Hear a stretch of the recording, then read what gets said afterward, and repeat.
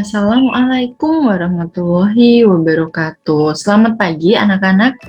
Hari ini kita akan melanjutkan materi tema 2, subtema 2 dengan muatan pelajaran bahasa Indonesia. Yang akan kita pelajari adalah tentang menuliskan informasi penting suatu teks menggunakan kalimat efektif.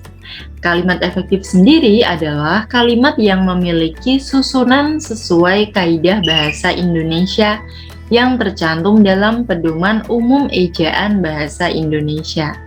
Ciri-cirinya yang pertama yaitu memiliki unsur pokok kalimat, minimal subjek dan predikat. Yang kedua, taat aturan ejaan yang berlaku. Yang ketiga, hemat penggunaan kata. Yang keempat, menggunakan struktur bahasa yang tepat. Kemudian yang kelima, menggunakan pilihan kata atau diksi yang tepat.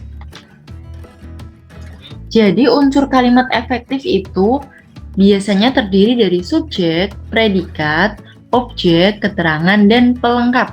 Tapi minimalnya itu hanya subjek dan predikat. Pengertian subjek sendiri adalah pelaku yang melakukan perbuatan, kegiatan, tindakan, atau aktivitas tertentu. Subjek biasanya berupa kata benda seperti nama orang, binatang, tumbuhan, dan benda.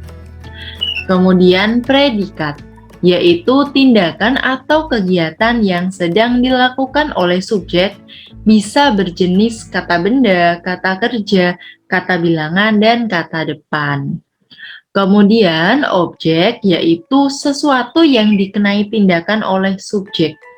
Unsur objek biasanya diisi dengan kata benda atau nomina, frasa nominal, atau klausa. Objek ini berfungsi untuk memperjelas atau melengkapi predikat. Kemudian keterangan, yaitu menjelaskan bagaimana, di mana, atau kapan peristiwa yang dinyatakan dalam kalimat tersebut. Unsur keterangan tidak dibatasi terkait tata letaknya. Keterangan dapat diletakkan baik di awal atau di akhir kalimat. Kemudian pelengkap adalah unsur yang melengkapi predikat. Nah, bagaimana contoh kalimat efektif? Sekarang silahkan diperhatikan contohnya. Kalimat yang pertama yaitu Latif mengibarkan bendera merah putih. Latif adalah orang yang melakukan sesuatu, jadi Latif adalah subjeknya. Mengibarkan yaitu predikat, bendera merah putih yaitu objek. Kenapa objek? Karena bendera merah putih adalah sesuatu yang dikenai kegiatan oleh subjeknya. Kemudian Fani pergi bersama Anggi.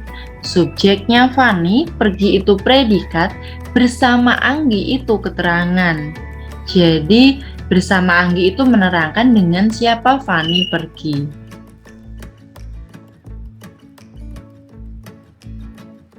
Nah, contoh yang berikutnya, Insinyur Soekarno dan Dr. Andes Muhammad Hatta memproklamasikan kemerdekaan Indonesia di Jakarta. Insinyur Soekarno dan Muhammad Hatta adalah subjeknya, memproklamasikan adalah predikat, kemerdekaan Indonesia adalah objek, di Jakarta adalah keterangan. Jadi di Jakarta ini menunjukkan keterangan tempat. Kemudian berikut adalah contoh kalimat tidak efektif. Ibu Fatmawati adalah merupakan penjahit bendera merah putih. Kalimat ini tidak efektif karena ada kata adalah merupakan menjadi satu dalam satu kalimat. Adalah dan merupakan memiliki makna yang sama, sehingga kita cukup memilih salah satu agar tidak tumpang tindih. Jadi kalimat yang baik yaitu Ibu Fatmawati merupakan penjahit bendera merah putih. Nah, berikut ada teks berjudul Pertempuran Ambarawa.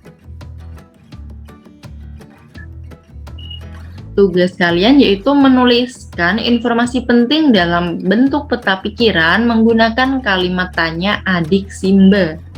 Jadi kalian membuat kalimat tanya yang diawali dengan apa, mengapa, siapa, bagaimana, kapan, dan di mana. Kemudian membuat jawaban dari pertanyaan yang sudah kalian buat menggunakan kalimat efektif. Jangan lupa untuk menggunakan huruf besar sesuai dengan aturan ya. Untuk teks tadi, kalian bisa melihat di buku siswa tema 2 pada halaman 65 sampai dengan 66. Sekian dari Bu Vera. Jika ada kesulitan, silakan bertanya. Semoga bermanfaat. Tetap jaga kesehatan, selalu semangat. Wassalamualaikum warahmatullahi wabarakatuh.